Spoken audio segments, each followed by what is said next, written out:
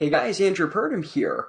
So there's a lot of platforms that this is being aggregated out to right now because I am experimenting with a new platform.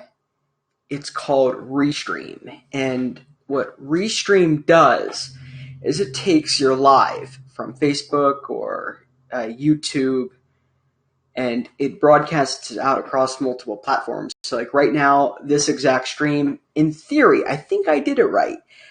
It should be going from Facebook, two Facebook accounts, my personal Facebook and my Unveil the Web Facebook, and then it should also be sending out to YouTube and to Periscope, and then eventually it'll be sending out to LinkedIn too. So this is a bit of an experiment.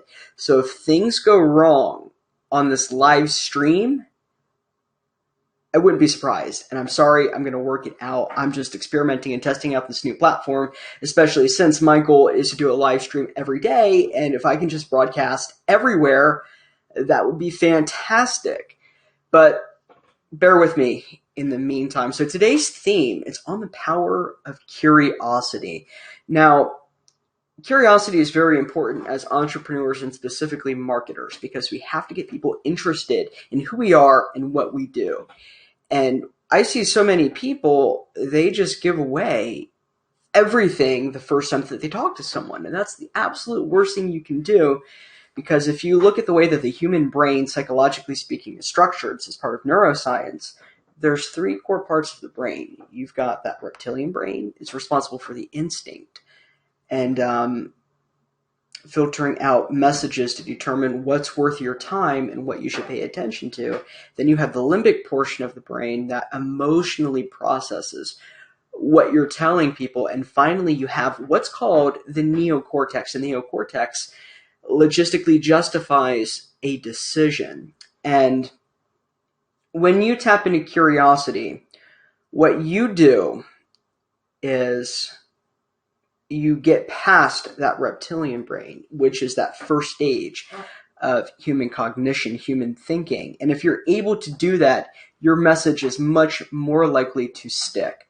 So let me give you a tangible example here. I, several times a week, not every day like I do live streams, but several times a day, or excuse me, not every day, several times a week, I publish posts on Medium. I write articles and I share it out. Sometimes to my personal profile, but largely on my Unveil the Web Facebook page and some other channels as well. And what I noticed is articles with curiosity headlines, like My Big Problem with Gary Vaynerchuk.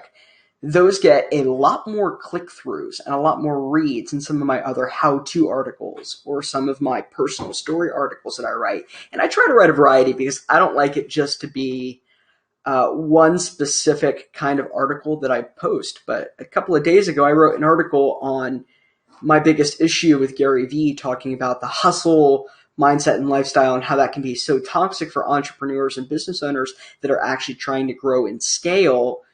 And I noticed that that article specifically, it got a ton of click-throughs and engagements, much more so than many of my other articles that I thought were a lot more compelling. Those got far fewer engagements compared to that. And that makes perfect sense because I talk all the time about the power of curiosity and guiding people to the sale using the different portions of the brain. Like in email marketing, one of my biggest hooks in headlines is curiosity. So I'll say things that are kind of cryptic in a headline and that don't entirely make sense without finishing through the entire email. Like, hey, want this, or leave this behind if it's an abandoned cart, or if it's an info product, how did he do it? Or how did I make this amount in this time? Or how did I generate this many leads? Or would you want to get X result? Those are some of my most popular headlines. Those get the most opens and eventual click-throughs. And the reason why is I'm using curiosity to guide people to the next action that I want them to take. And curiosity can also take some other forms as well. So when I'm writing Facebook ads, I like to start off with a hook that's generally either a question or a quotation in the form of a question.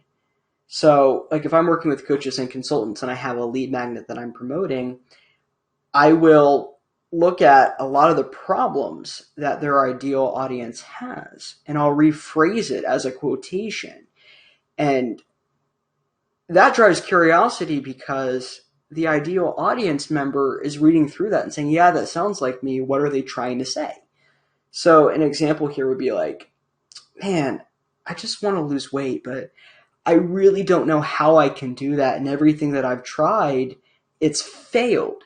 Well, I hear that all the time from my clients and consultants. Hi, I'm Andrew, a professional weight loss coach, blah, blah, blah, blah, blah, blah, rest of the ad. So curiosity doesn't always have to be a question. It can be a statement or a quotation that will get people engaged and make them curious as to what you're going to say. But it's also going to make them say, hey, yeah, I felt that way. I've had that concern. I need to keep reading because this is relevant to me. There's a lot of ways that you can use curiosity in your marketing via email, via Facebook ad, via even Livestream like I'm doing right now. Like there's a tint of curiosity here with that title. I don't remember exactly what I titled it, so I